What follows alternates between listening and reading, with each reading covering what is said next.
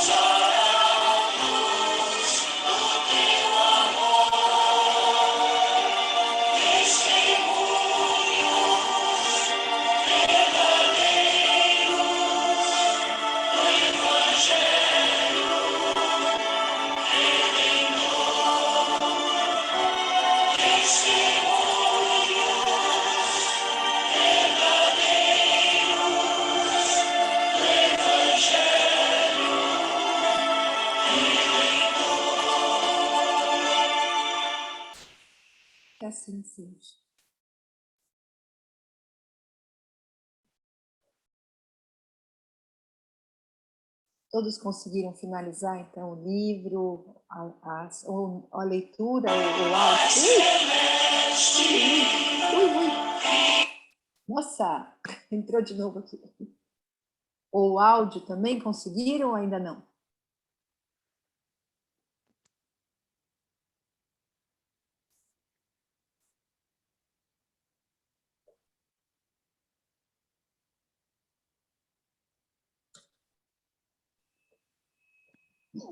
Eu finalizei todo o livro, Mônica, só que como eu li o capítulo 9 e o capítulo 10 no serviço, eu não consegui responder as perguntas. Mas eu acho que na hora que eu ler a questão, provavelmente eu vou saber. Então, vamos lá.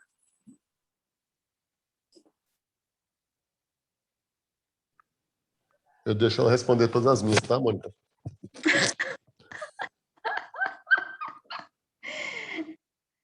Então, nós vamos finalizando hoje no capítulo 6 da segunda parte.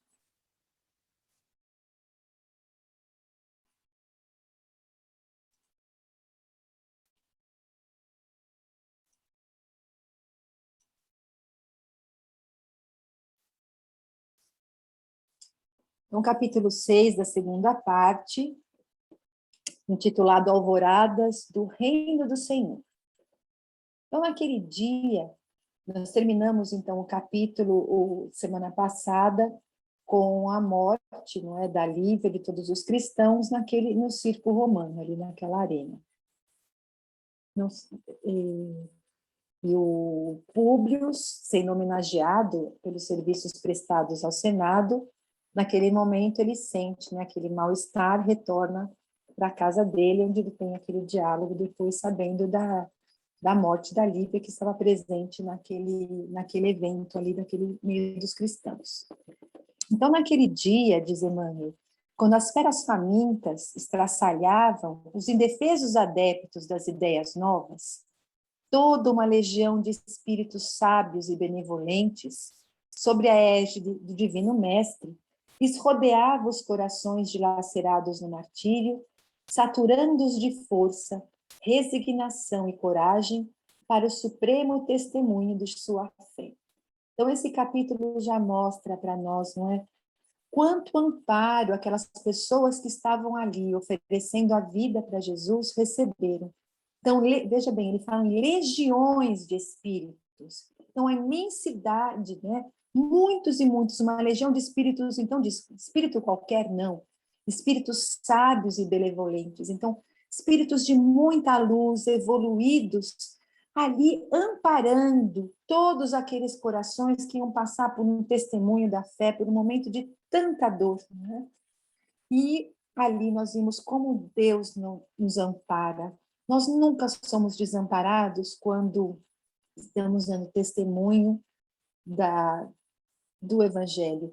Então, olha o que eles faziam, envolviam em força, estão saturando, então envolvendo, não é? O espírito, o físico, o emocional, de força, de resignação, de coragem para aquele momento que deveria acontecer.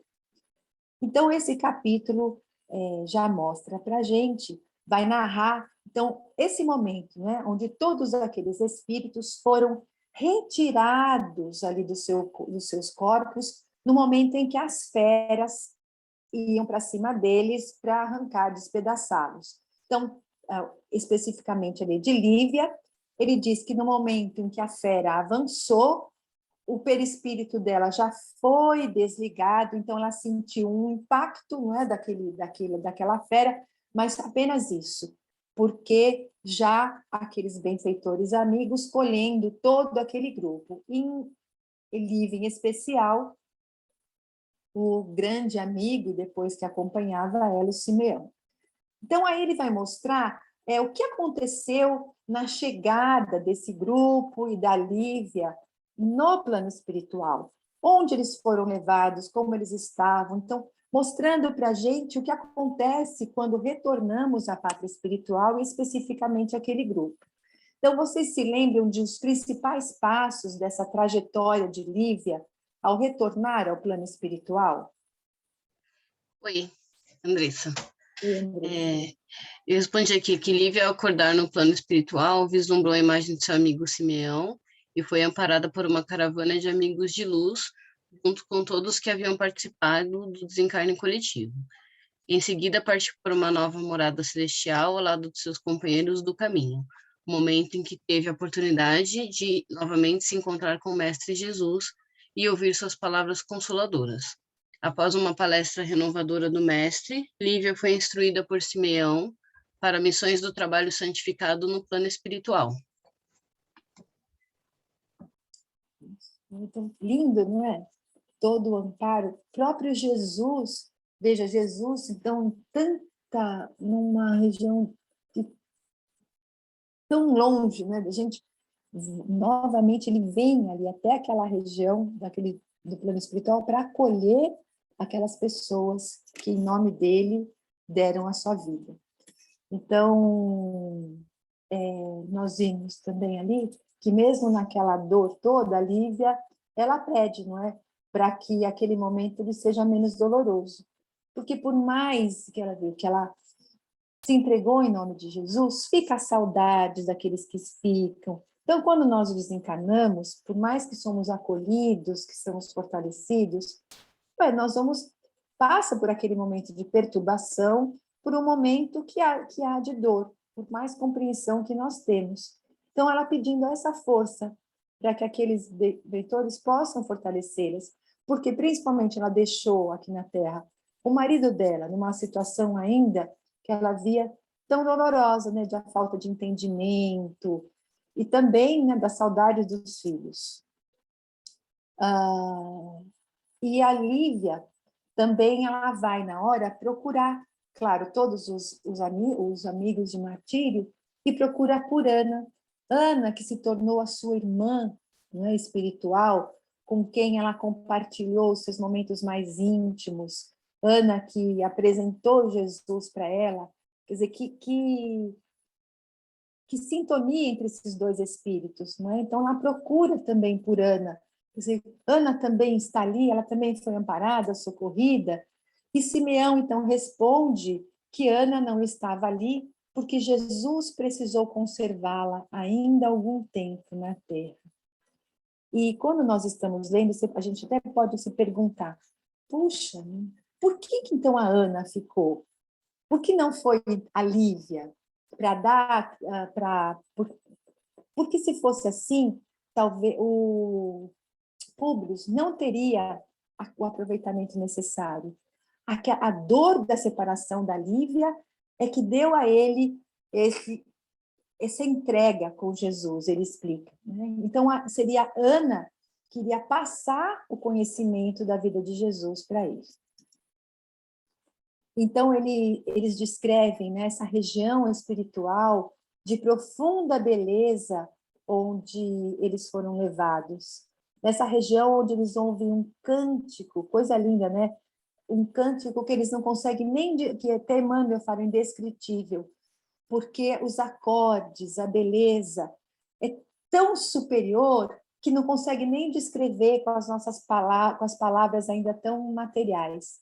Mas que as próprias vibrações, ele diz, daquele ambiente saturavam o ambiente de harmonia, e não só ali, né, mas como aquilo é tão poderoso que envolviam a atmosfera densa do planeta. Então, nessa parte do livro, nós vamos refletir que como o plano espiritual trabalha por nós, como nesse momento que passamos dessa transição, desses momentos de tanta dor e sofrimento, quantas equipes espirituais desses espíritos, dessas falanges, como ele diz, de amor e de sabedoria, e inclusive de outros orbes que vieram para cá, se unem às socorristas de Maria e envolvem o nosso planeta, vibrando para que aqui na atmosfera nós possamos receber essas vibrações de harmonia, de força, de luz. Então, no momento em que nós elevamos o nosso pensamento numa oração, onde estamos reunidos buscando o melhor, nós oferecemos condições para recebermos essas vibrações fortalecedoras. Naquele momento, então, Lívia compreendeu o significado do ensinamento de Jesus a muitas moradas na casa do Pai. Então, se referindo, né, não só aqui à terra, ele entendeu, ora, quanto lugar que nós também temos para ir. Então, como a Vanessa já disse, a Andressa já disse para nós, naquele ambiente de paz favorável, Jesus apareceu, saudou a todos, não é, que tinham dado a vida por eles. Após ouvir Jesus, então Lívia fala para Simeão que as agonias terrestres eram um preço muito pequeno diante de todas aquelas recompensas radiosas e imortais. Então, nós temos que parar um pouquinho para pensar. Nessa frase, nesse comentário de Lívia, ela sofreu tanto, né? 25 anos que ela ficou afastada do marido, não podendo mostrar o seu amor para aquele homem que a tratou com tanta indiferença. Então, nós vimos o sofrimento daquela mulher e o sofrimento maior daquela situação toda na hora que ela vai oferecer a vida dela ali, não é? Das feras. Então, isso tudo parece uma coisa tão dolorosa. Ela diz que não é nada quando nós nos damos conta de tudo aquilo, da recompensa de tudo.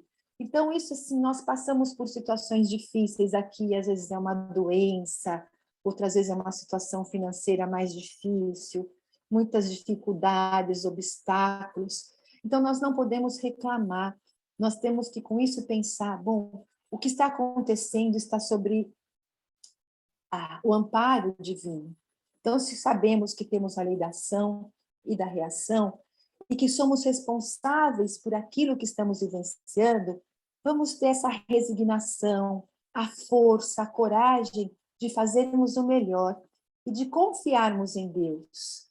Não naquele sentido assim de falar assim, eu vou cruzar os braços, eu tinha que passar por isso, eu vou ficar quieta. Não, nos movimentando para que a gente consiga fazer o melhor, passar por toda essa situação, mas sabendo que isso aqui é uma fraçãozinha e que tudo vai passar. Por isso, quando o Chico estava passando por momentos difíceis e ele recebe, não é, a orientação ali de Maria, dizendo que tudo passa, que até os momentos mais felizes da vida passam. Então, dando essa força que para a gente ter serenidade, para nós termos fé, porque tudo vai passar. Mas aquilo que nós vamos conquistar no plano depois, quanto vai ser benéfico para todos nós. Então, essa parte é um consolo para todos nós, não é? E aí mostra, então, nesse capítulo, que entidades radiosas levariam, então, aqueles espíritos... eu errei aqui, né? Aqueles espíritos para conhecer novas regiões muito, muito mais sublimes, porque eles conquistaram, deram um grande passo na sua evolução. Então, eles poderiam, veja bem, conhecer expressões da vida em outros mundos, recebendo outros conhecimentos nos templos radiosos e sublimes da eternidade, e restabelecendo ao mesmo tempo o equilíbrio de suas emoções. Então, no livro dos Espíritos, nós aprendemos que no momento do desencarne, todo espírito vai passar por um período de perturbação, que pode ser maior ou menor, dependendo da condição do espírito. Então, aquele momento ali, eles foram retirados, o que é essa perturbação? É esse reencontro, né, nessa nova dimensão, essa harmonização, então, esse equilíbrio das emoções. Então, ali naquele momento, eles estavam ali para receber aquele equilíbrio, mas todos eles estavam em condições já morais de habitar outros orbes. Nem, ele diz, né, nem de outros planos superiores, mas não, eles poderiam continuar a evolução dele em planetas mais evoluídos. E aqui nós vamos ver, a Lívia mostra a preocupação dela.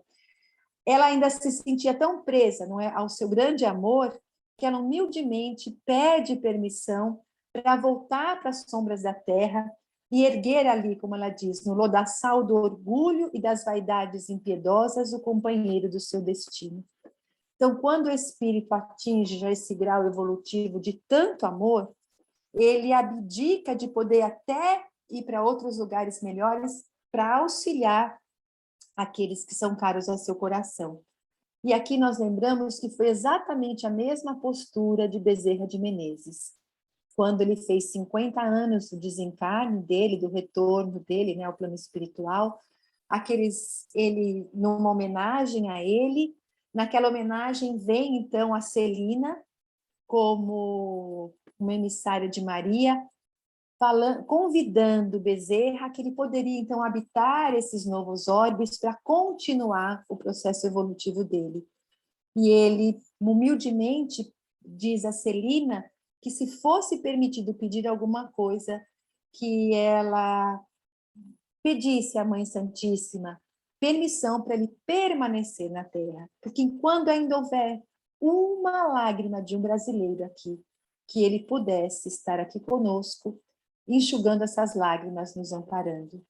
Então, que exemplo de humildade que esses espíritos, por amor, oferecem para a gente. Bezerra por amor à humanidade, e Lívia por amor à sua filha, né, seus entes queridos ali, e principalmente ao seu marido.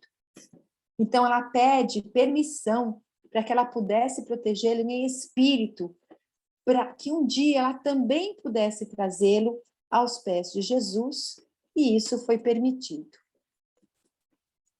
Nesse encontro com Jesus, ele acolhe aquela equipe, diz, né, que todos poderão ir para essas outras esferas, mas a todos eles, ele faz um relato de todos os acontecimentos que iriam acontecer na humanidade.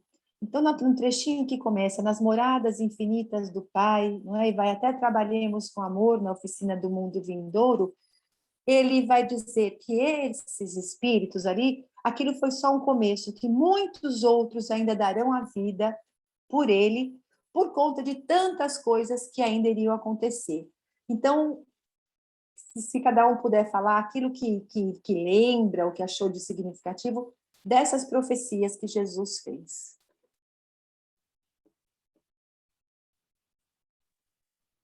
Mônica, é a Graça. Oi, Quando ele fala da morada infinita do Pai, eu acho que ele está falando da evolução que a gente pode ter no universo, né? Da reencarnação, e que a gente vai acender a luz de amor dentro de nós, que vai iluminar as trevas que a gente pode dizer que é do nosso mundo interior, né? Então, da reencarnação que a gente pode ter no universo infinito. E trabalhando com o amor na oficina do mundo vindouro, é que ele fala que a gente não vai parar de trabalhar nunca. Quanto mais a gente evoluir, mais trabalho a gente vai receber e vai fazer esse trabalho com amor. Não é? Porque na separação do joio com o trigo, né, vai ter a separação e, como já disse, vai ficar os que já estão melhores um pouquinho. E esses melhores vão ter que trabalhar em favor próprio e em favor dos outros, né? Eu acho que foi o que mais me pegou, assim. E mesmo dele estar falando do futuro, do passado, do presente, e ele fala muito da gente nos dias atuais, né? Ele lembra muito essa pandemia, tudo que a gente está passando nos dias de hoje. É bem atual essa profecia de Jesus aí, né? Para mim foi o que ficou de mais importante, assim. Alguém gostaria de comentar também?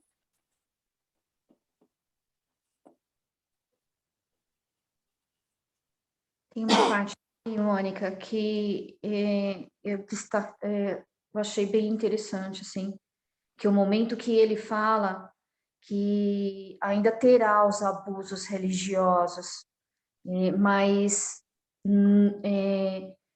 a verdade do evangelho vai estar sempre prevalecendo, né? Então, acho que não deixará a injustiça, né? Não deixará nunca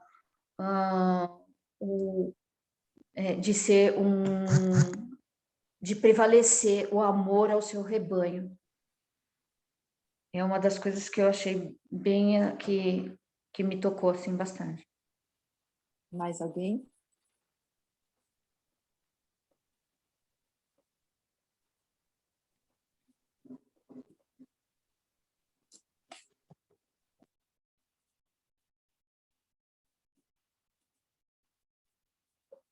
Então, para quem não conseguiu ler, vamos relembrar. Então, Jesus, quando estava ali reunido com aquele grupo, ele diz a todos eles que todos estavam ali, né, com tanto amor, se esforçando para vivenciar aqueles ensinamentos, e Jesus conta, então, que aqueles ensinamentos que ele trouxe seriam menosprezados, esquecidos e deturpados. E então, você viu lá ali, naquele 60 e pouco ali, e quanto isso aconteceu mesmo na história. Depois com o catolicismo, não é, as traduções foram sendo adaptadas de acordo com os interesses, quanto foi esquecido, mas, como a Valéria disse, nunca vai faltar o amparo, porque sempre teremos esses espíritos abnegados que vão reencarnar para estar relembrando.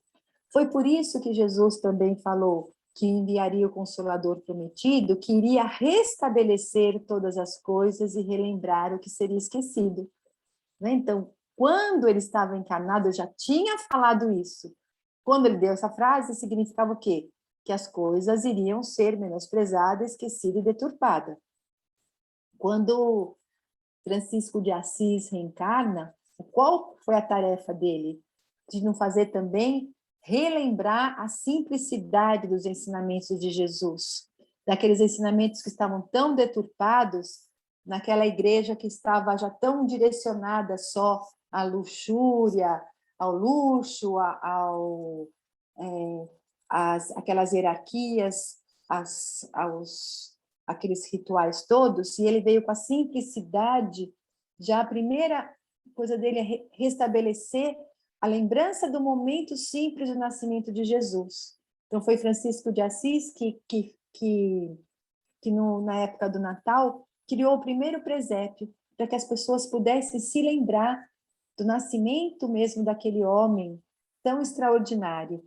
E quanto da humildade, da simplicidade, ele exemplificou, trazendo, né, nessa ordem ali dos franciscanos, a essência dos ensinamentos de Jesus. Então, isso tudo, né, já tinha sido previsto por Jesus, que os preconceitos religiosos, as castas clericais, os falsos sacerdotes, como Jesus diz, restabelecerão novamente o mercado das coisas sagradas. Por que ele fala novamente? Aqueles que estavam ali tinham os judeus e tinham aqueles que não eram, como Lívia, né? Mas por que é uma coisa sagrada? Os povos pagãos faziam os cultos para conquistarem as coisas, pagavam. Mas e os judeus?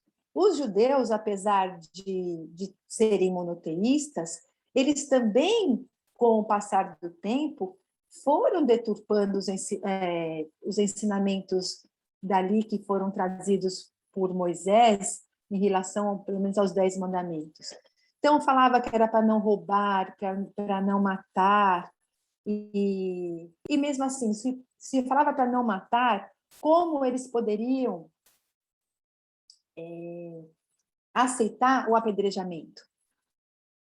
Então, em Moisés está ali, não é? Os 10 mandamentos, o Deuteronômio, foi via mediúnica, foi um ensinamento divino. E aí depois, outros foram trazidos por Moisés, e todos os outros que foram sendo enxertados de acordo com as conveniências.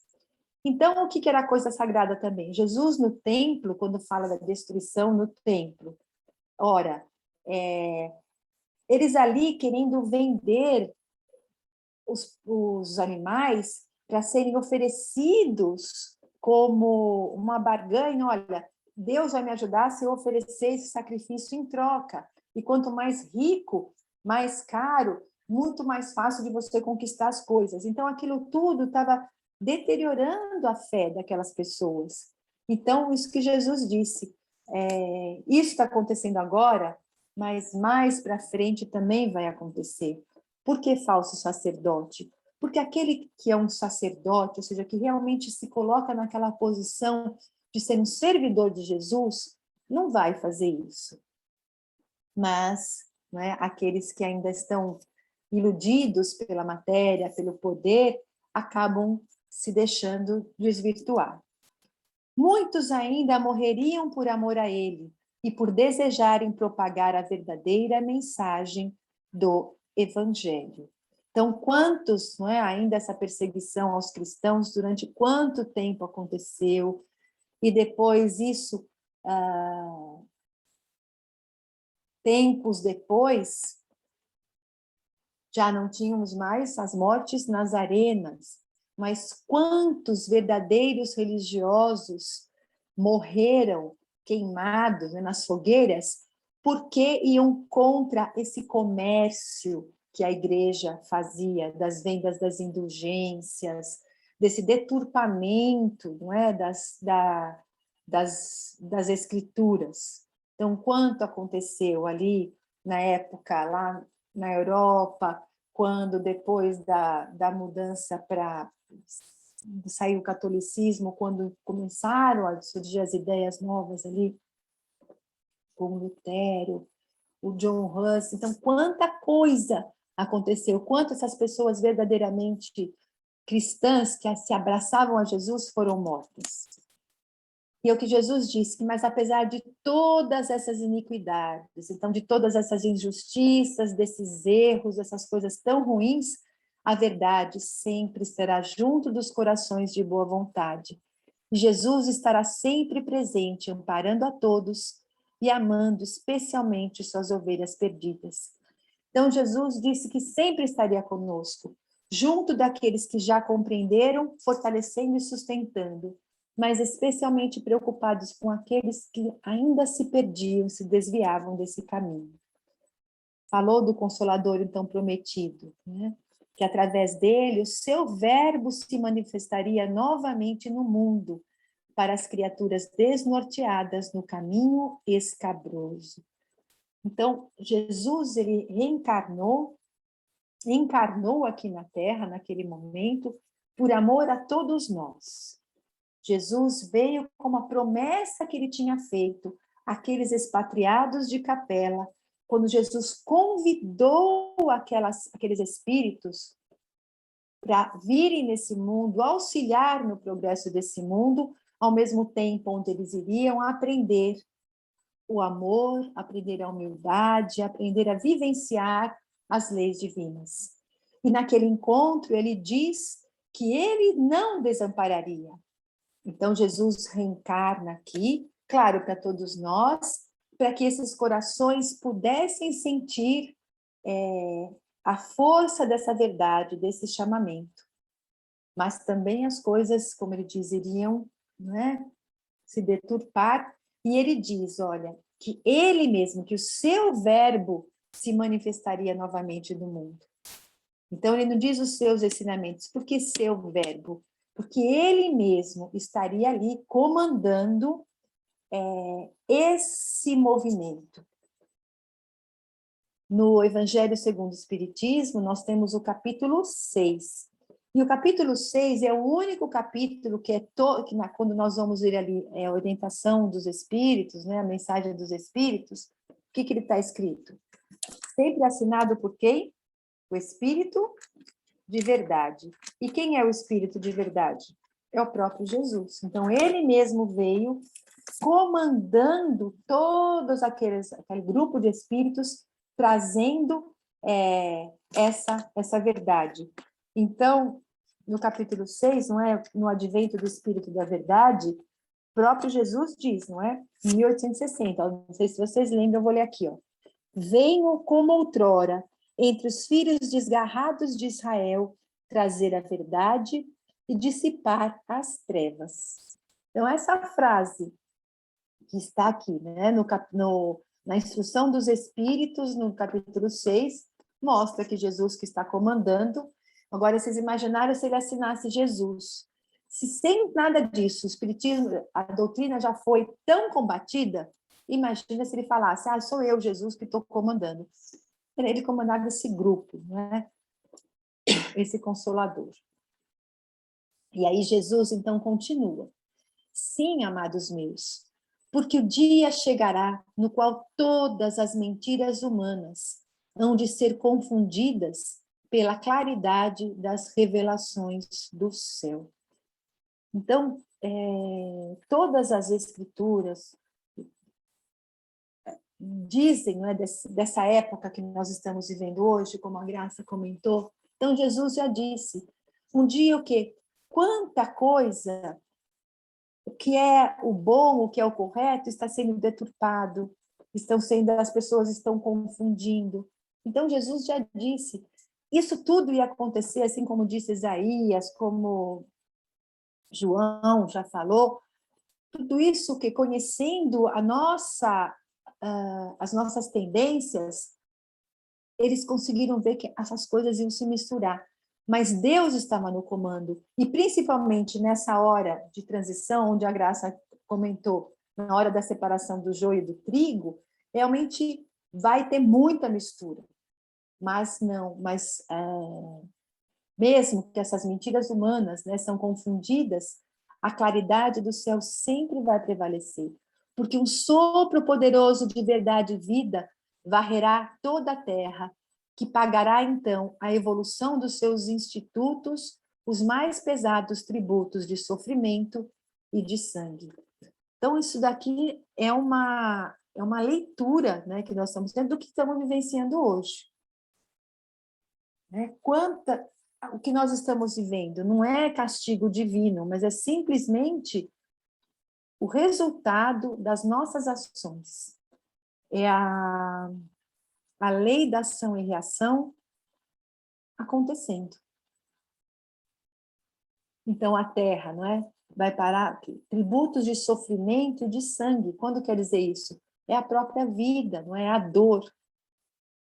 Mas por que é preciso disso? Como nós vamos ver, o próprio Públio precisou passar por tanta dor para abrir o coração, e nós ainda somos assim, precisamos da dor para melhorar.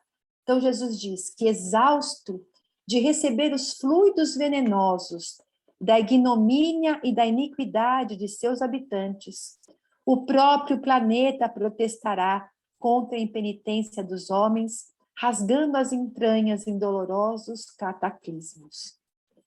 O processo de transição já começou há muitos e muitos anos, e as coisas vão indo paulatinamente. Quando começou a se acelerar esse processo? Nesses cataclismos, os tsunamis que vieram. E quantas outras coisas também vão acontecer. Mas por quê? Para que os homens possam despertar. A gente que está provocando isso, com o desrespeito pelas leis da natureza, não é? Poluição, jogando lixo na rua, estragando tudo. Então, nós precisamos assim, amar esse planeta, fazer o melhor, não só nessas ações mais concretas, mas também com os nossos pensamentos, com os nossos sentimentos. Imagine a psicosfera pestilenta do planeta, onde todos só têm interesses mesquinhos, onde vibram egoísmo, onde vibram essa sexualidade deturpada, exacerbada. Então, tudo isso vai acontecer. E esses dolorosos cataclismos é uma maneira também da reação da Terra e da gente aprender. As impiedades terrestres formarão pesadas nuvens de dor que rebentarão no instante oportuno em tempestades de lágrimas na face escura da terra. E então, das claridades da minha misericórdia, contemplarei meu rebanho desditoso e direi como os meus emissários, ó Jerusalém, Jerusalém. Então, todo o Antigo Testamento, nas profecias ali de Isaías, quando ele fala em Jerusalém, Jerusalém para eles o mundo era ali, o judeu. Então, quando Jesus então fala de Jerusalém, ele se refere ao nosso planeta Terra. Então, Jesus falava, né, nesse trecho, do momento da transição da fase evolutiva de provas e expiações para a prova de regeneração, um planeta de regeneração. Então, ali nós vemos que ele falou dessas dores que acometeriam, então, a humanidade, como eu já disse, como consequência da lei da ação e da reação. Mas como fazer? de se desesperar, ficar achando, então, que tudo vai ser um sofrimento, e agora o que vai ser de nós? Deus é Pai, Deus é misericordioso, e como ele disse, eu estarei aqui, eu estou no comando desse barco. Então, o amor de Deus, o amor de Jesus, se manifesta aqui conosco. E Jesus disse, trabalharemos com amor na oficina dos séculos por vindouros. Reorganizaremos todos os elementos destruídos. Examinaremos detidamente todas as ruínas, buscando material passível de novo aproveitamento. E quando as instituições terrestres reajustarem a sua vida na fraternidade e no bem, na paz e na justiça, depois da seleção natural dos espíritos e dentro das convulsões renovadoras da vida planetária, organizaremos para o mundo um novo ciclo evolutivo, consolidando com as divinas verdades do Consolador os progressos definitivos do homem espiritual. Então, o que é um mundo de regeneração? É um mundo onde nós... O que é regenerar? Nós vamos aprender, tirar aquela coisa errada, equivocada, os nossos pensamentos, e procurar vivenciar o bem. Então, todos estamos tendo essa oportunidade. Até aqueles, não é, que Deus permitiu que reencarnasse aqui, que ainda trazem tanta crueldade, tanto mal, com essa oportunidade, porque eles podem sim mudar. Mas aí o que vai acontecer? Nessa próxima encarnação, dentro já desse ambiente mais favorável, se mesmo assim esses espíritos continuarem assim, não querendo se adequar, na próxima eles reencarnam naquele novo planeta. Então, esse mundo de regeneração é um mundo de convalescença, onde nós vamos aparando as nossas arestas, um que tem um pouco mais, um pouco menos, mas vamos nos harmonizando, e assim também o planeta vai se adequando, até estarmos regenerados a ponto, então, de alçarmos voos ao quê? A uma outra situação, onde aí sim nós teremos já nos libertado do mal e desenvolveremos o bem em mundo feliz. Então, a Terra já começou como um mundo primitivo, passou para um mundo de provas e expiações, e estamos vivenciando essa última etapa do ciclo de prova e expiação, que entre um e outro é um período de transição. Então, nós estamos nesse período de transição. E quanto mais próximo da chegada, mais as coisas vão acontecendo para nos despertar para a entrada dessa nova fase. E aí, nessa nova fase, depois, vai ter todo um tempo também para que nós possamos, então, consolidar esse ensinamento em nossos corações. Então, Jesus já tudo previsto, tudo falando, então não é para nós termos desespero, é para abrirmos o coração, para procurarmos fazer o melhor, procurarmos, não como Emmanuel, então, nos traz nesse livro, não desperdiçarmos as oportunidades. Então, essa parte desse capítulo é tão interessante, porque quantos de nós já lemos esse livro, mas nós não vivenciamos esse período da transição com tanta intensidade quanto agora, então talvez nós nem nos dessemos conta dessa frase aqui, de que Jesus falava. Às vezes até passou batido, e agora como nós estamos vendo que está tão assim na nossa vivência do dia a dia. Então esse capítulo 6 é um capítulo muito, que gera muita reflexão para todos nós, nesse momento onde nós precisamos nos fortalecer mesmo no bem, nessa confiança do plano espiritual, nessa certeza de que existe muito amparo e que nós, então, precisamos dar esse passo adiante, mudando os nossos pensamentos, nos fortalecendo na oração, nas leituras, e muitos de nós, não é, estamos tendo essa oportunidade, todos nós, né, dessa oportunidade de quê? De nos libertarmos das nossas muletas. Porque antes da pandemia, nós tínhamos os nossos encontros presenciais, sentindo o amparo um do outro, ouvindo ali, né, uma preleção evangélica, recebendo aquela assistência espiritual, o passe, e aquilo a gente saía, né, com o nosso coração tão fortalecido. Mas agora a gente tem que aprender o quê? Que nós somos capazes, sim, de sair também de uma situação, de que Deus não está abandonando ninguém, os espíritos não estão nos abandonando, porque eles estão trabalhando ativamente para o nosso bem, mas nós precisamos ver que nós temos essa capacidade de buscar ajuda, porque, mas e o passe?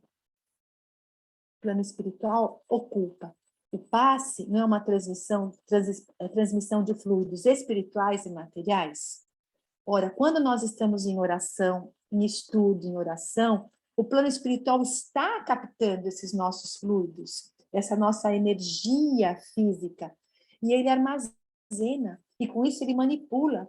E no momento que nós estamos aqui estudando, no momento que nós estamos participando de um trabalho, de uma assistência virtual, no momento em que nós estamos vendo uma palestra, né, na internet, que não precisa nem ser ao vivo, mas que estamos ouvindo aquilo com tanto interesse, nos ligando naquela sintonia do bem, consequentemente, nós elevamos o nosso padrão, e se estamos necessitando, eles vão trazer para nós. Então, ninguém está desamparado. As casas espíritas, dentro das suas possibilidades, estão realizando essas assistências, esses encontros. Nós, no Self, temos o quê?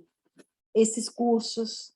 Para aqueles que não querem ou que não podem ter o curso, toda semana tem ali curtinho, 15 minutinhos, o A2, onde nós vamos ver ali aquela pessoa que a gente estava acostumada a ver na casa, vamos nos entrar nessa sintonia e ouvir aquele comentário do Evangelho. Terça-feira tem um encontro com o Evangelho, que é ao vivo, ou seja, a gente pode ver a carinha de cada um do centro que estava lá, podemos interagir como agora e perguntar.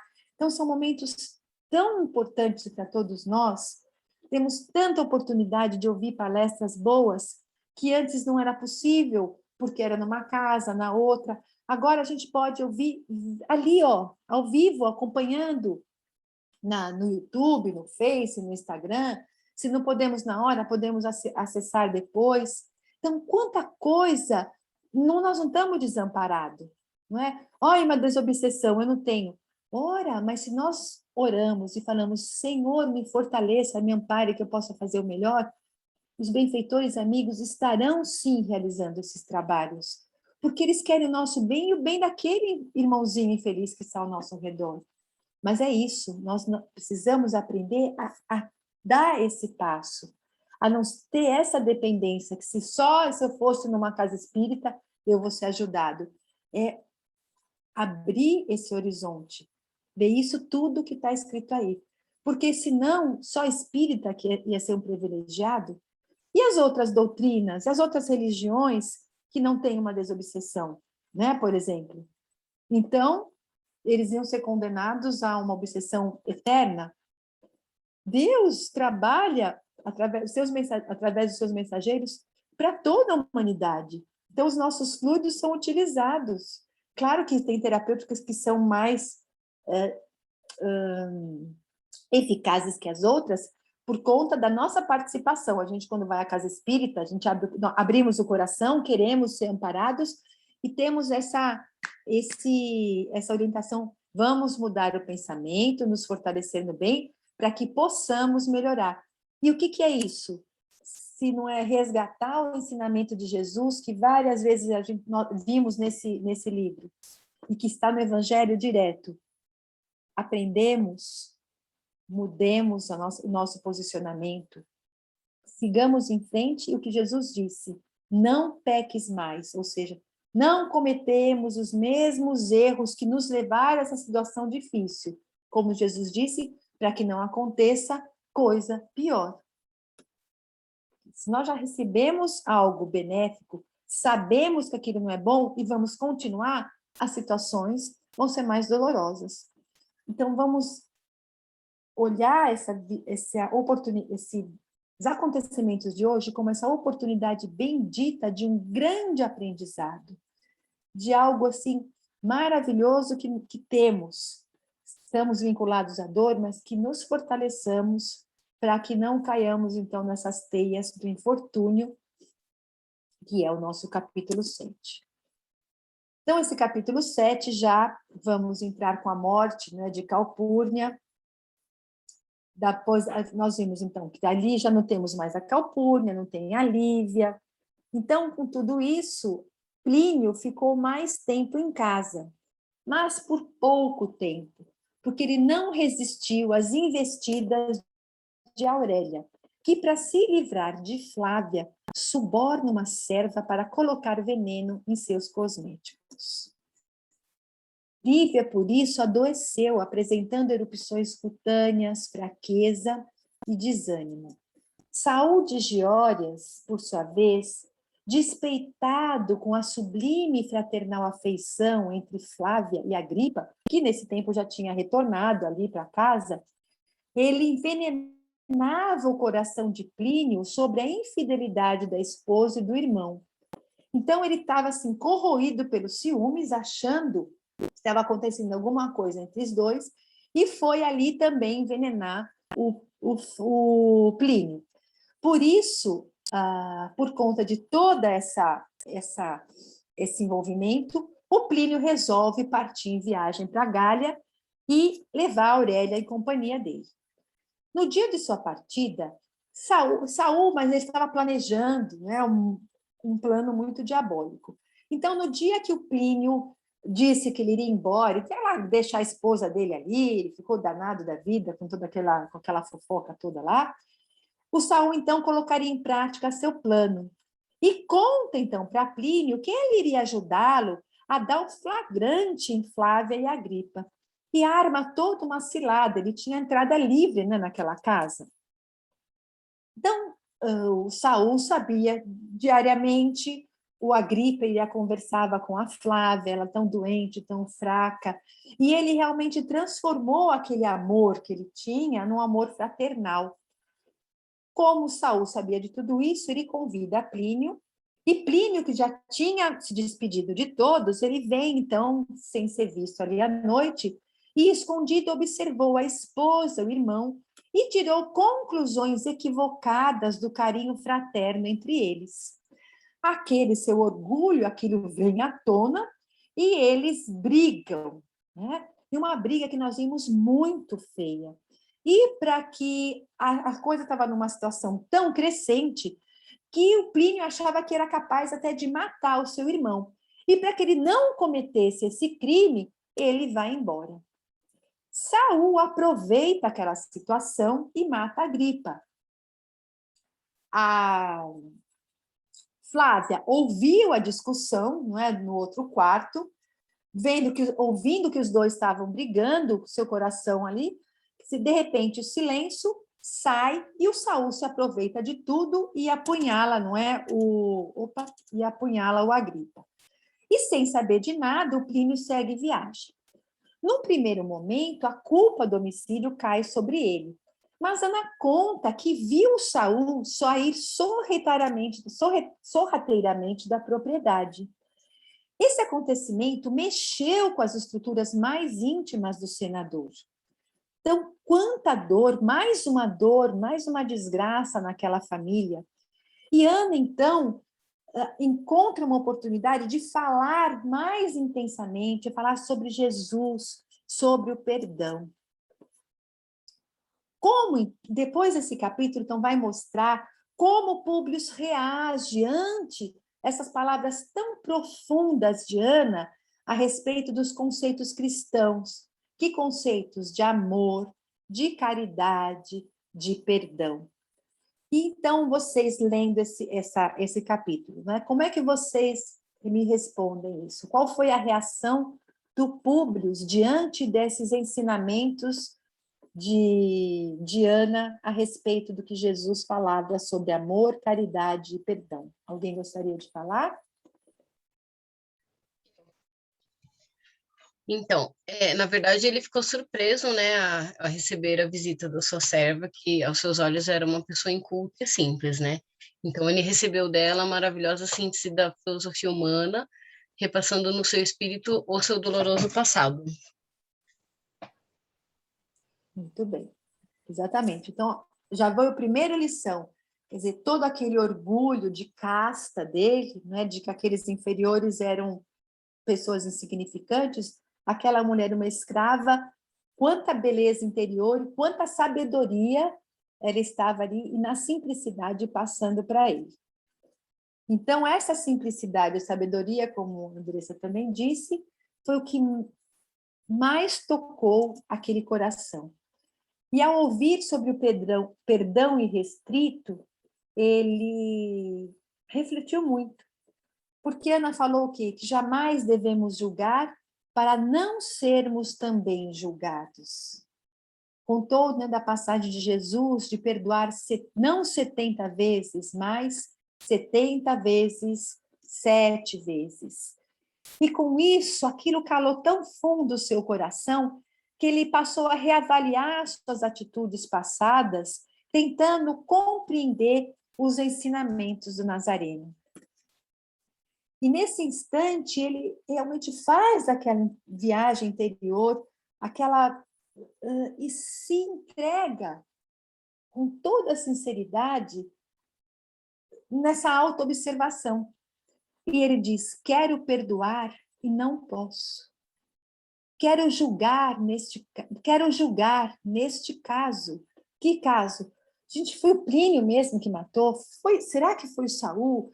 Meu Deus, mas se foi o Plínio, como ele pode fazer isso com o irmão? Então ele diz: eu quero julgar, mas eu não sei como fazê-lo. Mas hei de saber decidir quanto à solução desse terrível problema. Farei o possível por observar os preceitos do teu mestre, guardando uma atitude de silêncio, até que venha conhecer o verdadeiro culpado. Quando então, buscarei não julgar como os homens, mas pedir a essa justiça divina que se manifeste, amparando meus pensamentos e esclarecendo os meus atos. Aqui nós vemos já a grande mudança do senador. Aqui nós vemos o quanto ele realmente ouviu aquele ensinamento e estava se esforçando por colocar em prática.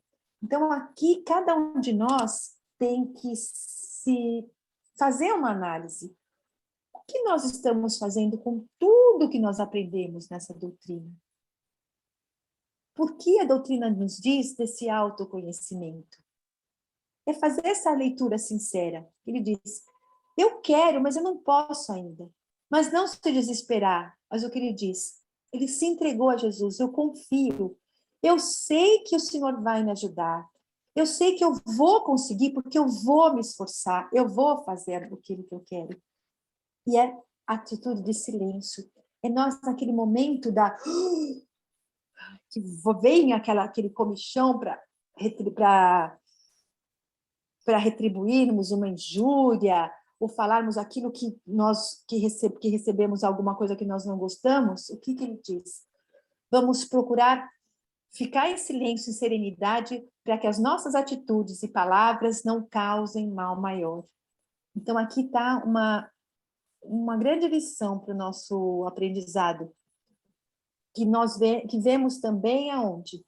Em André Luiz, no Nosso Lar, quando nós lemos ali, né, lá no básico, e que ele vai falar ali quando ele está sendo cuidado pelo Lísias, e que tem uma pessoa do lado que está falando, e ele está ficando irritado, e o Lísias dá um remedinho para ele. Qual que é o remedinho que ele dá? E que Chico também falava para a gente.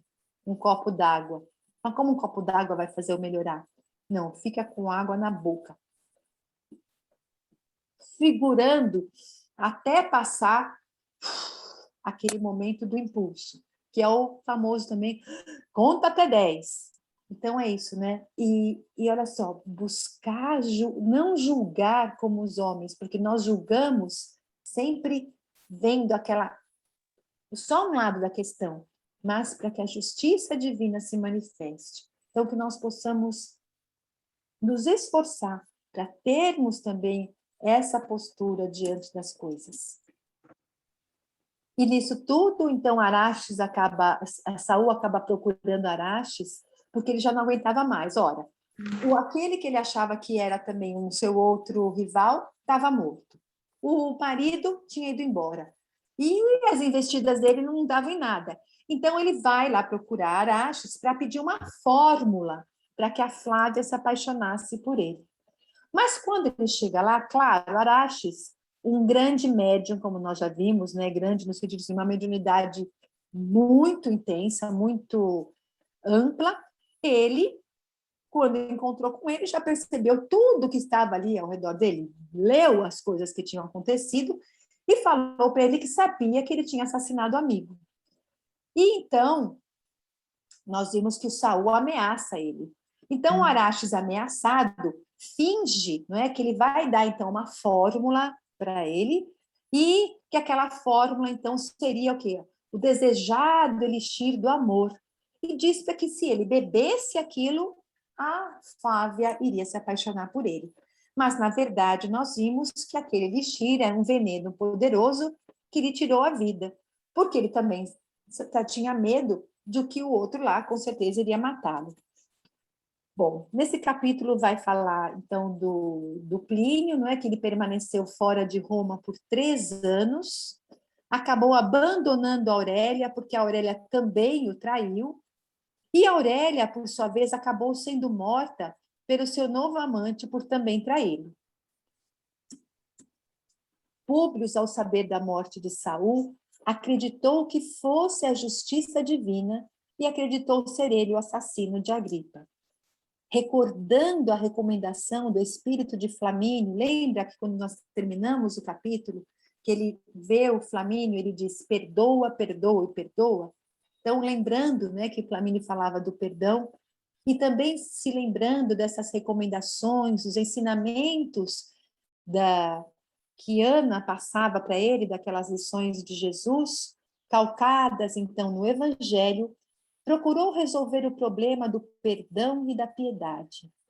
E, contrariando suas tradições e costumes em face do acontecimento, dirigiu-se à residência do algoz de seus filhos. Venceu a aversão pessoal e lhe tomou todas as providências para que não lhe faltassem a decência e o respeito nas cerimônias fúnebres. Vendo desse livro o orgulho deste homem, nós podemos avaliar o quanto ele se esforçou para ter essa atitude, para não deixar aquele homem ali ser largado. Então, olha, para aquele espírito, um tamanho orgulho, ele conseguir, não é? Ir até aquele local, daquele homem que soube que matou aquele que ele considerava também seu filho. Fazer um enterro digno, com decência, com tudo, olha que superação e que força tremenda ele fez. Então, mostrando que quando nós queremos, nós conseguimos sim mudar. E finaliza, então, esse capítulo com essa atitude dos funerais do Saul que o Públio proporciona. Entramos no capítulo 8, falando na destruição de Jerusalém.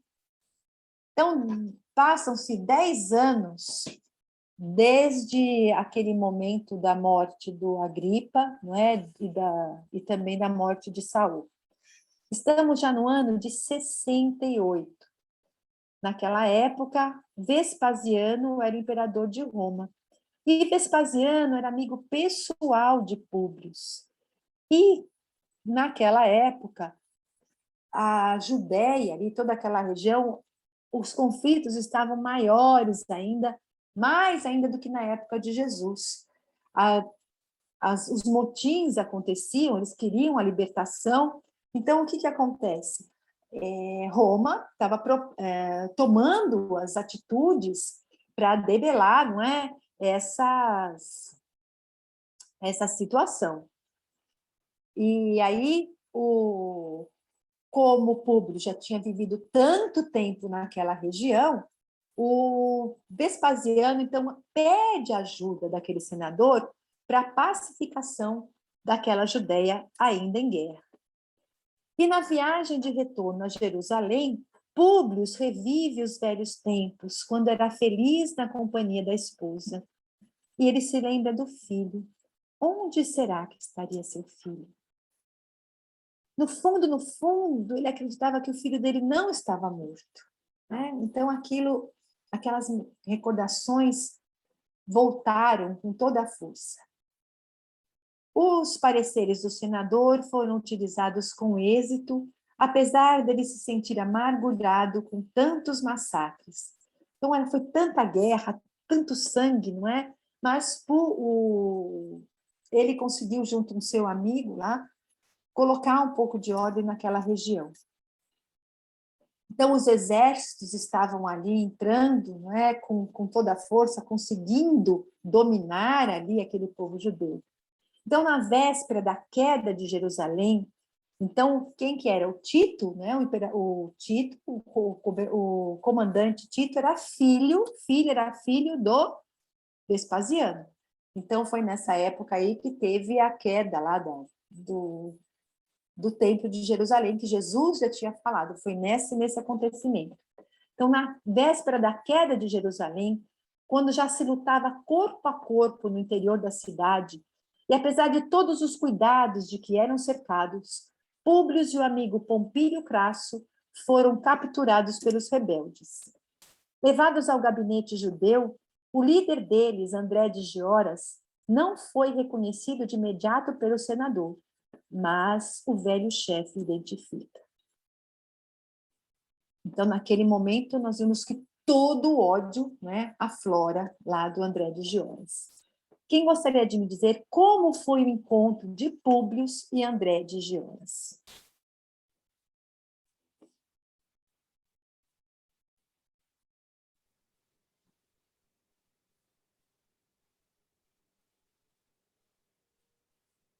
Eu fiz um resumão aqui, Mônica.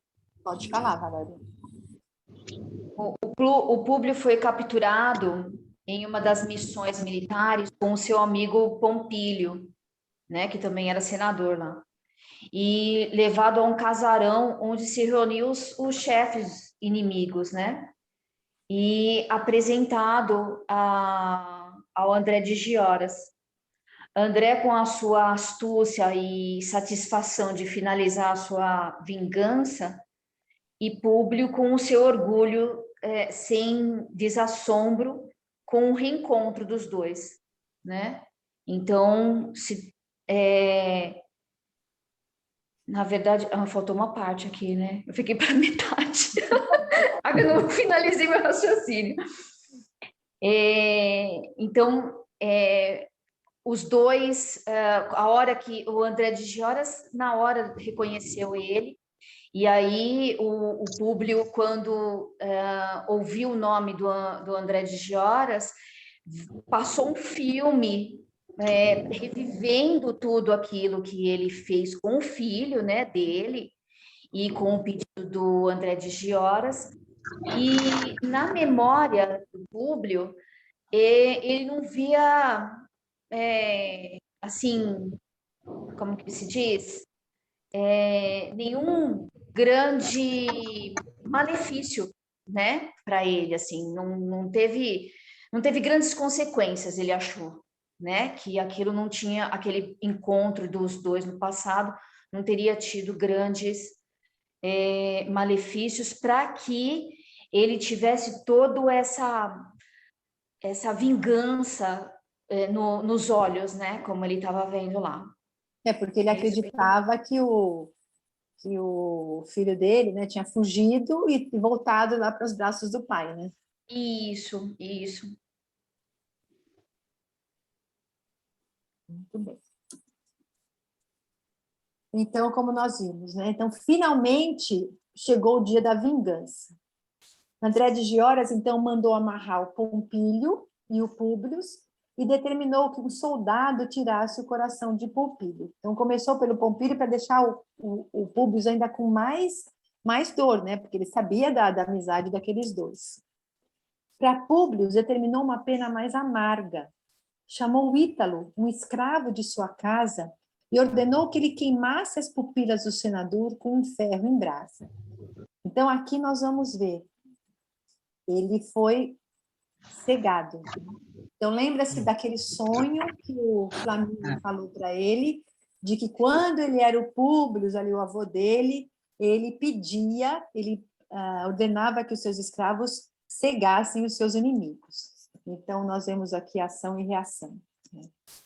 As mãos de Ítalo hesitaram, porque os olhares de ambos trocaram vibrações de simpatia.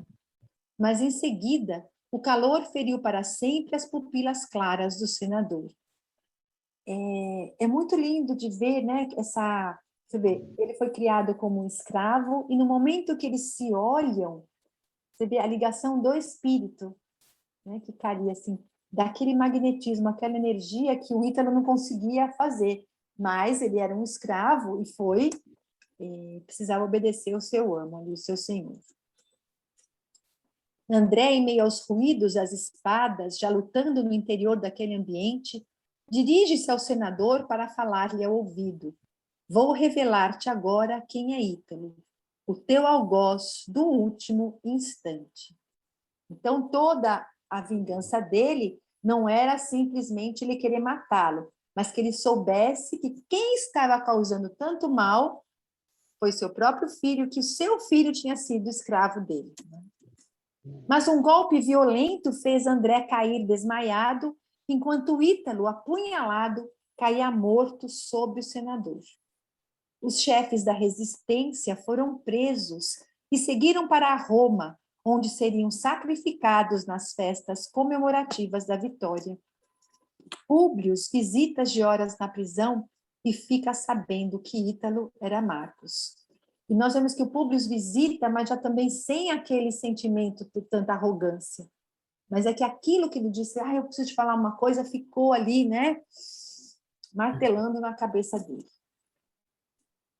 Logo após, então, capítulo 9, os penosos acontecimentos daquele ano de 70, o senador passou a residir na vivenda confortável que ele possuía em Pompeia, cidade dos romanos ricos ao pé do Vesúvio. Públio, agora, apreciava a palavra simples e convincente de Ana, que envelhecera ao lado de Flávia, também cega, por conta de todo aquele envenenamento dela, não é?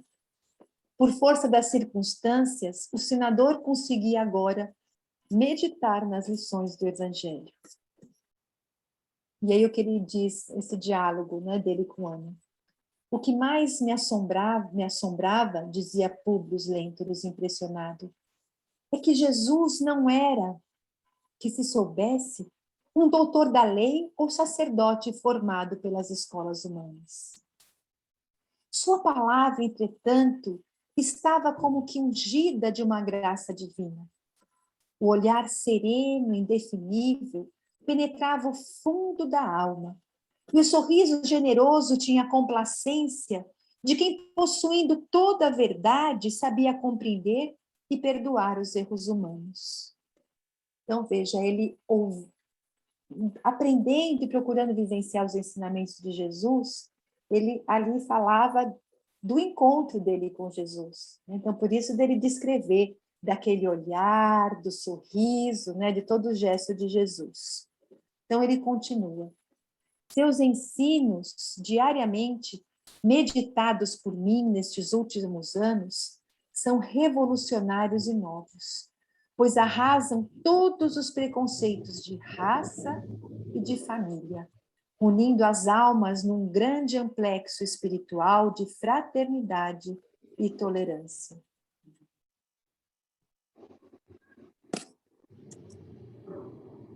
A filosofia humana jamais nos disse que os aflitos e pacíficos são bem-aventurados no céu. Entretanto, com as suas lições renovadoras, modificamos o conceito de virtude, que para o Deus soberano e misericordioso das alturas, não está no homem mais rico e poderoso do mundo, mas no mais justo e mais puro, embora humilde e pobre. sua palavra compassiva e carinhosa, espalhou ensinamentos que somente hoje posso compreender na sombra espessa e triste dos meus sofrimentos.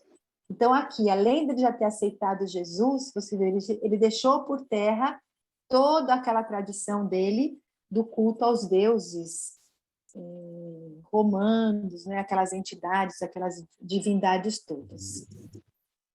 Então, com tudo isso, ele faz uma retrospectiva da sua vida, né? De pensando, puxa, tudo que ele viveu, o encontro dele com Jesus, as suas posturas. Então, como nós vamos nos perguntando, Públio Lentulus poderia ter evitado grande parte das dores que viveu e ainda teria que enfrentar no futuro?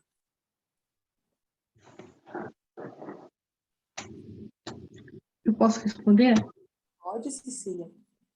Bom, se ele fosse antes menos vaidoso, mais humano, e aproveitando as lições de Jesus que já eram apresentadas à época, então ele poderia, talvez, abreviar esse sofrimento, se agisse corretamente naquela época, não deixando para depois, motivado assim pelo seu orgulho, pelo seu egoísmo, pela sua superioridade.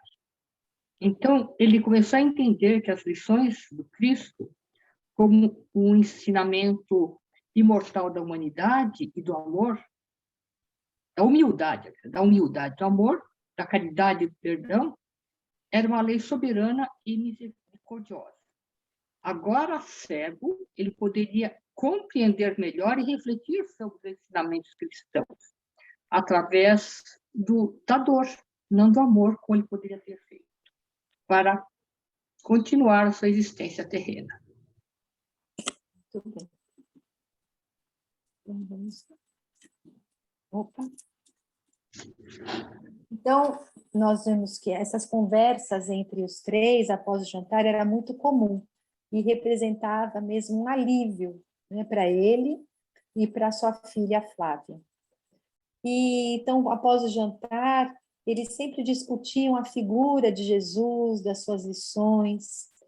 E numa dessas conversas, certa vez, ele se lembrou de que ninguém se interessara entre os seus adeptos, não é, pela libertação de Jesus na época, não é, da que ele foi preso e crucificado.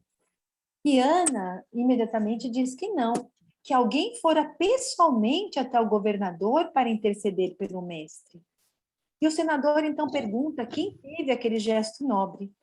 E Ana conta com os pormenores daquele dia, e Públio se lembra da calúnia que ele se deixou, não é, envolver, e chora de dor e de saudade. Então, mais uma apunhalada para ele.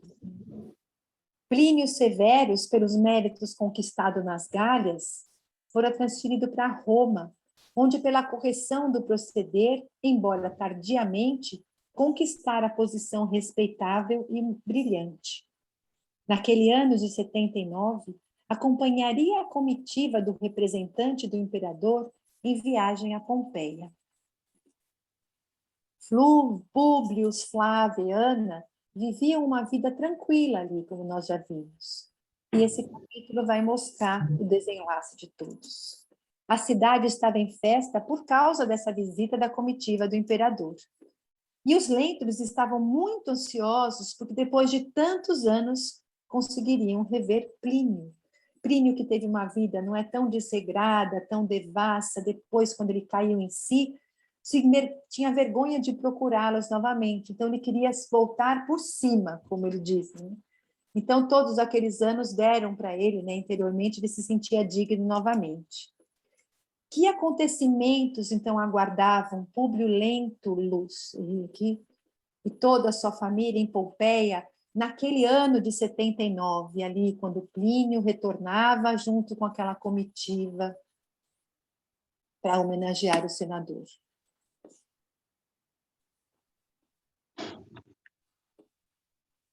Alguém gostaria de responder?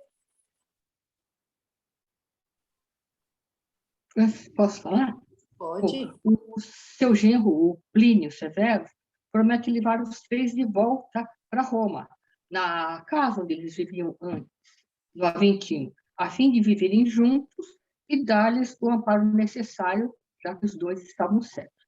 Mas, em meio a essa festividade, do cume do Vesúvio, elevava uma grossa pirâmide de fumaça, anunciando a erupção do vulcão. Então, o solo estremeceu, houve uma perturbação geral, as construções caíram, a Ana desencarna. E logo após, os três seguem, também desencarnam, sob um monte de escombros. É o fim da família. Então, vamos ver.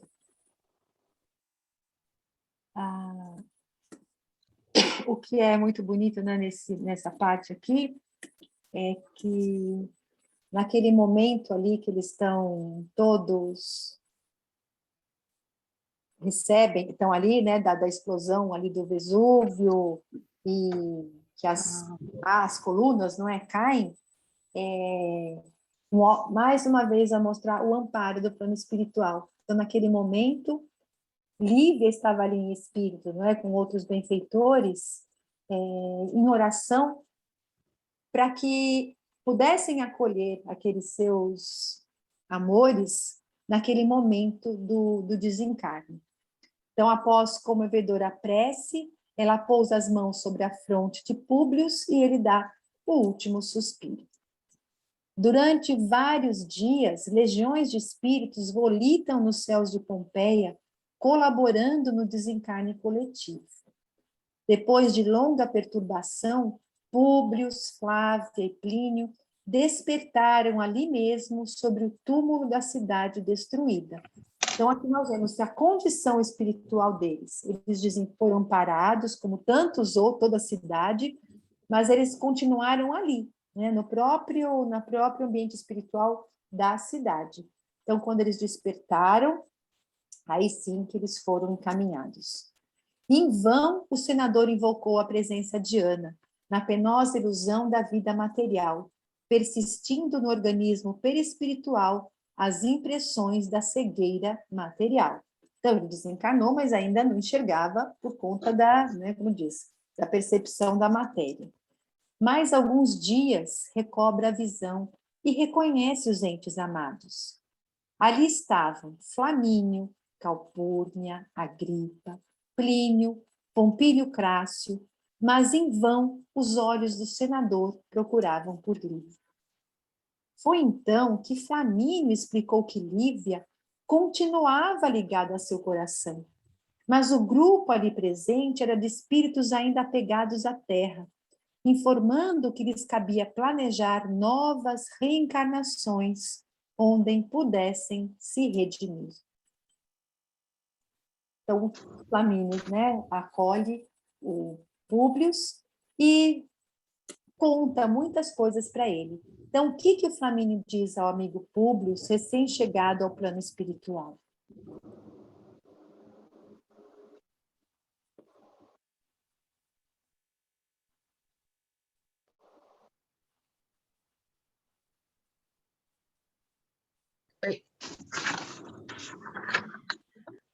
Ele diz: Públio, meu amigo, não apeles mais para os recursos do planeta terreno, porque todos os teus poderes terminaram com os teus despojos na face escura e triste da terra.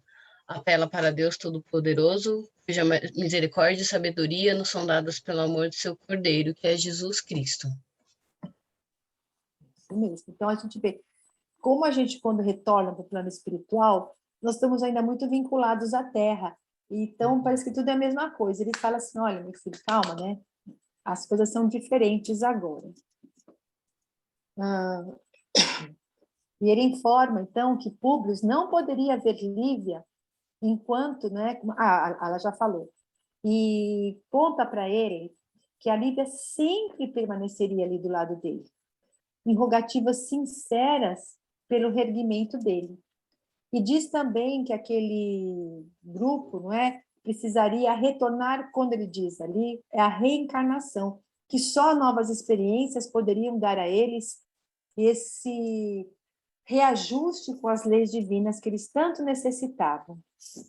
E completa que séculos de trabalho e de dor os esperariam na senda da redenção e do aperfeiçoamento. Mas, para enfrentarem tudo, precisariam buscar a fortaleza em Jesus, fonte de todo amor e de toda a fé. Então, seriam momentos difíceis, mas que seriam momentos como como recordar o que Lívia falou, que aquela dor na terra não significa nada quando nós, diante daquele plano maior, percebemos o quanto vencemos, mas que seria Jesus a força desses espíritos todos. Ao término da oração, Então, nisso ele pede para que Públio faça uma oração. E ao término da oração de Públio, todos viram ali rasgar-se um caminho luminoso e florido nos céus. Lívia e Ana surgiram de mãos dadas, acenando aos amigos, como se Deus quisesse ensinar aquelas almas que em qualquer posição social é possível buscar o progresso espiritual, tanto sob a pomposa indumentária dos senhores, como sob a túnica humilde de uma escrava. E nós finalizamos, a leitura desse livro com um trechinho que está lá na Fonte Viva do próprio Emmanuel, quando ele diz assim: o tempo, implacável dominador de civilizações e homens, marcha apenas com 60 minutos por hora, mas nunca se detém. Guardemos a lição e caminhemos para diante, com a melhoria de nós mesmos. Devagar, mas sempre. Esse livro é fantástico, maravilhoso. Acho que quem nunca tinha lido deve ter amado, quem já leu, releu e releu, e ainda vai querer reler mais um dia, né? Porque é muito, muito maravilhoso, é um bálsamo, né, para os nossos corações. E acredito que cada um deve ter guardado no seu coração uma passagem que mais tocou, não é, seu coração. Então, são como, ao final da leitura desse livro, do estudo, nós entendemos o porquê de Emmanuel trazer, quando ele já conquistou, não é, essa outra sabedoria, essa libertação, essa vivência do Evangelho, aqueles que estão lá para cima querem estender as mãos para nós. Então, como estender essa mão só na teoria? Não, eu vou mostrar, olha, porque nós temos essa mania de endeusar todo mundo, né? Nossa, mas Emmanuel, né? Quando vamos lendo todos esses livros, mais que lucidez desse espírito, nossa, como ele escreve coisas maravilhosas. Então, achando assim que ele já parece que foi criado pronto. E ele mostra com esse livro, não, ó, tudo que eu passei e como eu poderia ter evitado se eu tivesse tido uma outra postura. Então, lembrem-se, quando vocês estiverem passando por situações da vida, o que eu vivi, e talvez vocês vão ter uma força de tomar outras atitudes e não precisarem sofrer aquilo que eu sofri. Ao mesmo tempo, vejam que Ana vivenciou, vejam que Lívia vivenciou, e onde elas estão por essa entrega e por essa força. Porque talvez uma outra personagem faria como no lugar da Lívia? Revolta, tanta coisa, né? E a resignação desse espírito é algo assim tocante, que a gente fica até, meu Deus do céu, como é possível? Mas é possível. Então, todos esses livros, por isso que a doutrina é essa doutrina consoladora, que nos fortalece, que nos impulsiona. E veja bem, Emmanuel, né, depois, naquele encontro com Jesus, viria, então, séculos depois, trabalhar para que essa verdade de Jesus pudesse ser disseminada. Jesus que disse que mandaria o Consolador e com ele restabelecer as coisas, esse próprio Espírito veio e faz parte, não é, desse grupo do Espírito da Verdade, trazendo para todos nós esse amparo do exemplo e os seus ensinamentos. Então, Emmanuel, essa série do Fonte Viva, ele pega trechinhos ali do Novo Testamento e, numa pincelada, ele tem uma consideração com tanta lucidez, além dos romances, e outro, né? O Emmanuel tem o livro Consolador, onde ele responde para a gente questões interessantíssimas sobre o Livro dos Espíritos, aprofundando, né, do conhecimento da doutrina. Então, quanta coisa maravilhosa! E ele, né, com todo esse aprendizado, continua trazendo aqui para todos esse exemplo. Ele reencarnou no ano 2000, como informam os espíritos, no Brasil, no interior de São Paulo. Se vai ser uma família espírita ou não, os espíritos não dizem, mas a tarefa dele não é, de estar contribuindo para essa educação das nossas mentes e corações. E claro, por que não tem divulgação, quem vai, quem não vai? Vocês imaginam o amparo que tem esses espíritos para reencarnar, mas do lado de um amparo tem todo o quê? Aqueles espíritos que não querem que o bem permaneça, então vai ter também. Então eles precisam ser o quê? Abafadinhos para que não dê muito destaque, para que ele consiga realizar a sua tarefa. Então as nossas vibrações para que ele, né, tenha êxito nisso que ele se propôs. Joana, que também reencarnará, tantos outros espíritos de luz, por amor a nós, trazer esses elementos para que nós nos eduquemos e também possamos ser, daqui a algum tempo, com o nosso desejo, com o nosso esforço, esses mesmos espíritos de luz que eles são hoje, nós seremos, porque Deus nos criou para isso. E já demos o primeiro passo, que isso é muito importante. Nos conscientizamos do que temos que fazer e vamos conseguir. E graças ao amparo dessa doutrina, que nos fortalece, nos impulsiona e nos esclarece. Se alguém tiver algum comentário a mais, as suas impressões de fazer sobre o livro, fiquem à vontade. Mônica. Oi, Andressa. Então, para mim, assim, foi difícil ler esse livro de novo, viu? Para ser bem sincera. É um livro que, assim, eu li por conta dos estudos, né? Nesse momento, né? Na verdade, era no ano passado que era para a gente discutir, né? Se eu não me engano. Mas, assim, a primeira vez que eu li, eu quis muito desistir. Muito, porque é muito sofrimento, é muito sofrimento. Quando você acha que vai melhorar alguma coisa, é pior, e aí vai ficando pior, você fala, meu Deus, não é possível que, sabe, que as pessoas tiveram capacidade de fazer isso, de acontecer essas coisas, e, assim, é um livro maravilhoso. Mas da primeira vez foi difícil e da segunda vez também foi muito difícil, então, para mim é um livro assim que eu vou guardar na memória, mas acho que eu não consigo ler novamente, porque não dá, assim, você fica estarrecido, sabe? É uma coisa que você puxa, assim. Eu tenho muito isso de puxar as coisas, embora seja errado, né? Mas, sei lá, para mim foi muito difícil, eu não quero ler novamente, não, apesar de ser maravilhoso, né? É isso. Mas o que fica é o exemplo, né? Que isso que importa, Sim. é essa leitura dá esse fortalecimento para todos nós. E de ver tanta resignação. E quando nós também temos esses romances, né, esses livros, de lembrar isso que você falou agora, do sofrimento.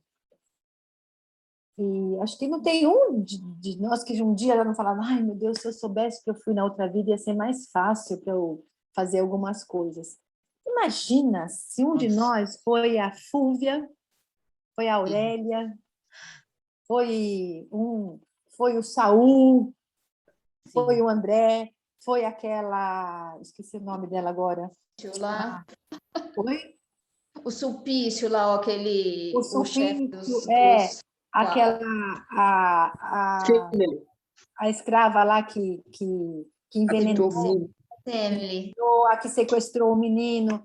E a gente não ia ter, se nós, quando nos conscientizamos no plano espiritual, a gente já sofre, Você imagina se agora a gente ficar se lembrando e ler um livro desse e falar, meu Deus, essa fui eu, não é possível que eu fiz isso.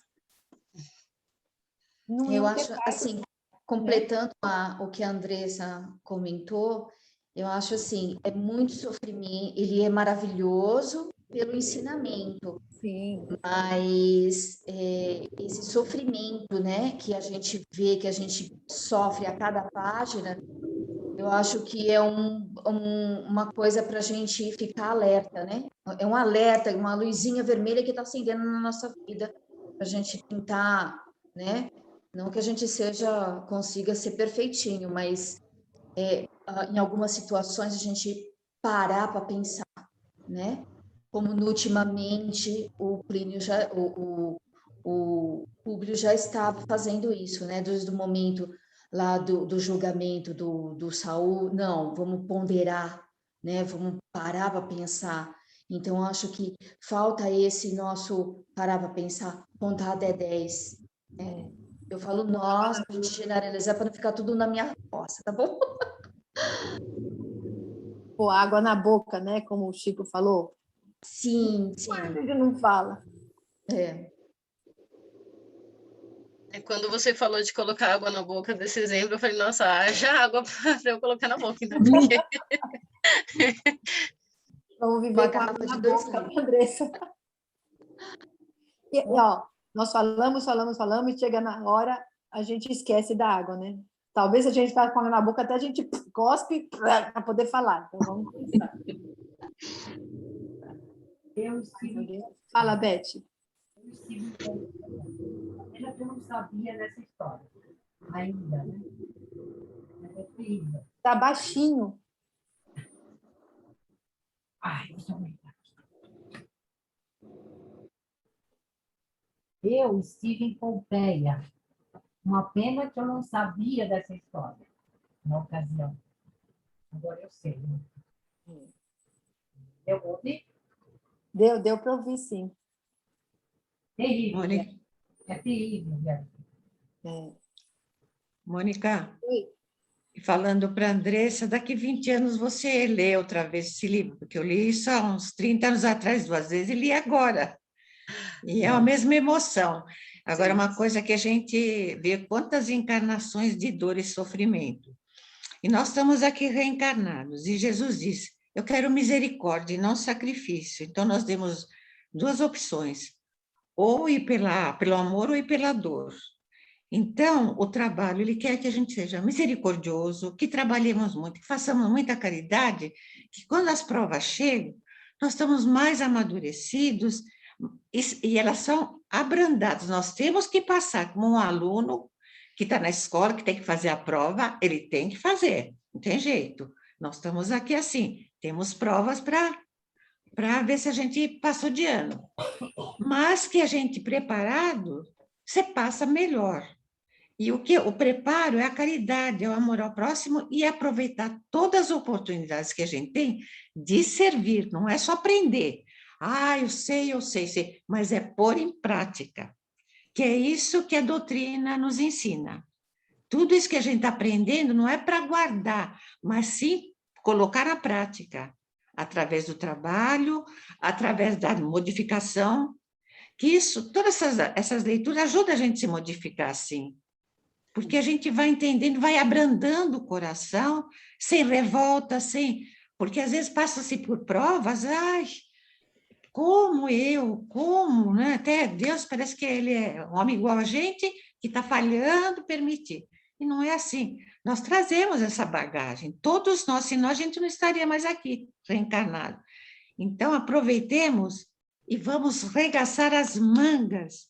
E a nossa casa, como eu estava comentando com o Alfredo, que amanhã vai retornar quase tudo. E eu acho que em breve também até as casas irão retornar. Então, que a gente esteja preparado para arregaçar as mangas e se colocar à disposição para servir, para trabalhar, para participar. Eu estava acabando de ler um livro também do André Luiz, que também o médium, ele tinha tantas dívidas para saldar, que o que eles falam, os benfeitores? Olha, você tem que servir pelo menos 3 dias para minimizar outras coisas e te dar o equilíbrio. Quer dizer, fala com ele na espiritualidade. Mas chega aqui, encarna, um dia, mas eu vou já um dia, eu já trabalho tanto. Gente, nós não trabalhamos para os outros, trabalhamos para nós. Quanto mais você trabalha, mais você ganha. Você não é assim no lado material? Então, quanto mais você serve, a tua dívida vai diminuindo, as provas vão chegando, mas com mais equilíbrio, com mais sustentação, para que quando chegue não derrube a gente, porque a gente não tem onde se segurar. Nós estamos sendo bem-aventurados porque nós acolhemos o convite de fazermos escola, de estudarmos e servirmos.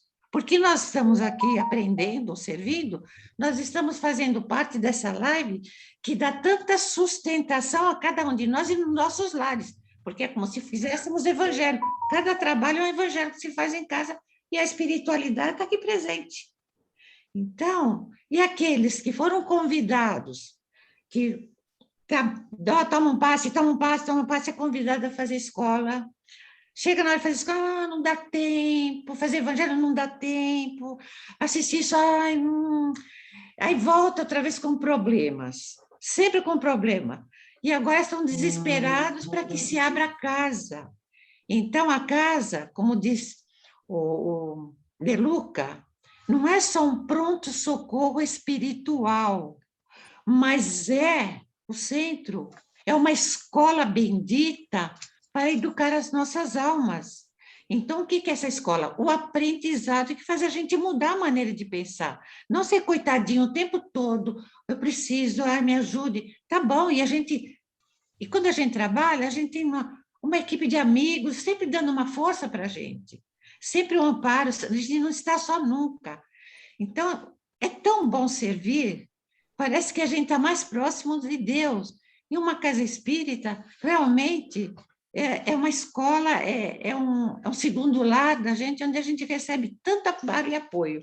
Então, que todos regaçam as mangas e não digam, eu não posso. Não. Sempre tem trabalho para todo mundo, e muito. E nunca cansa, não, porque trabalhar espiritualmente é a melhor coisa desse mundo. Sim, É isso. e acho que é importante a gente lembrar também, não é só venha a nós, né? Não é só venha a nós. Então, como a senhora citou, eu estou com problema, eu vou lá e tomo um passe. Aí passa o problema, eu nem lembro mais que a casa espírita existe, sabe? Então, assim, não dá, né, gente? A gente tem que fazer a nossa parte também, entendeu? E todo mundo tem problema, nós também, não é porque você fez os cursos, agora vai me acontecer mais nada. Está tudo lá, está lá.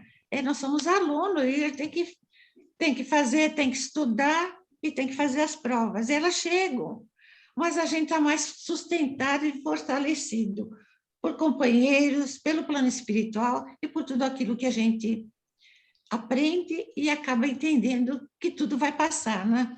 E a gente tem todo esse apoio.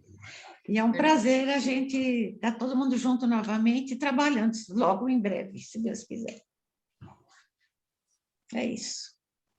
Então, que possamos nos encontrar, assim, não ao vivo, né, mas no chatzinho, no sábado, comemorando o aniversário da nossa querida casa, que faz 77 anos, e nesse encontro de sábado, na verdade, quem recebe o presente somos nós, né, de estudar e, com certeza, o amparo que esses benfeitores vão nos envolver por fazermos parte dessa grande família da união e fraternidade.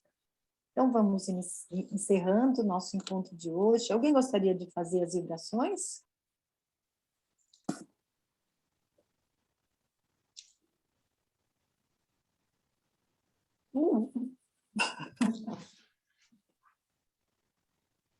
Ai, meu Deus. Acho que eu faço, Mônica. Tá bom. Nós vamos novamente fechando os nossos olhos, vamos abrindo os nossos corações, nos ligando novamente a Jesus e assim nós vamos vibrando pelo nosso planeta Terra, vibrando muito amor em todos os lares, Que todos os corações recebam essas vibrações de carinho, de paz. Vamos vibrando por todos os povos que se encontram em conflitos. Que todos aqueles que estão sofrendo possam receber o amparo necessário aos seus corações, amenizando suas dores. Principalmente pela população do Afeganistão, que já estão sofrendo duramente com o que estão passando, o que há por vir. Que Deus, Senhor, tenha piedade e conforte a todos eles, para que as coisas possam se amenizar. Vamos vibrando pelo nosso Brasil, para que ele continue sendo o coração do mundo, a pátria do Evangelho. Vamos vibrando pela implantação do Evangelho em todos os lares da terra, pela união de todos os casais, para que se amem, se respeitem. Vibremos, Senhor, por toda a juventude, que trilhem no caminho do bem, pelos jovens que se encontram no mundo dos vícios, das drogas, que consigam se libertar, retomar suas vidas. Vibremos pelas crianças desamparadas, que tenham a oportunidade de crescer no Evangelho de Jesus. Vibrar por toda a velhice desamparada, que tenham seus corações reconfortados em amor, em alegria. Vibremos por todos aqueles que estão perdendo seus entes queridos, que tenham muito fortalecimento, muito amparo, pelo momento tão difícil que estão passando. Vibrando por todos os espíritos que estão retornando à pátria espiritual, que tenham muita aceitação de sua nova condição. Vibremos ainda por todos aqueles que estão perdendo seus lares, seus empregos, que portas se abram, que não falte o alimento material e espiritual. Vibremos por todos os hospitais, casas de saúde, por todo leito de dor e de sofrimento, que recebam o lenitivo necessário às suas dores. Vibremos por todos aqueles que estão com as doenças da alma, passando por depressão, ansiedade, pânico, e especialmente por aqueles que já se encontram com o suicídio em mente, que todos tenham suas mentes envoltas em muita luz, em muita alegria, que o amparo possa chegar no momento oportuno, tirando esses irmãozinhos dessa situação tão difícil. Vibremos pelo selfie, vibrando muita luz por aquela casa, para que um cone de muito amor possa estar envolvendo-a, amparando-a. Vibrando por todos os trabalhadores, alunos, assistidos, que todos já possam receber vibrações de amparo, de sustentação. Vamos pedindo licença para vibrarmos pelos nossos lares, por nossos familiares, muita saúde a todos. E por nós mesmos, que estejamos protegidos e amparados até uma próxima oportunidade. E com os nossos corações cheios de amor, nós vamos agradecendo esta oportunidade que temos, depositando aos pés de Jesus a prece. Pai nosso que estais no céu, santificado seja o vosso nome. Venha a nós o vosso reino, seja feita a vossa vontade, assim na terra como no céu. O pão nosso de cada dia nos dai hoje. Perdoai as nossas dívidas, assim como nós perdoamos os nossos devedores. E não nos deixeis cairmos em tentação. E livra-nos de todo o mal. Que assim seja, graças a Deus e a Jesus.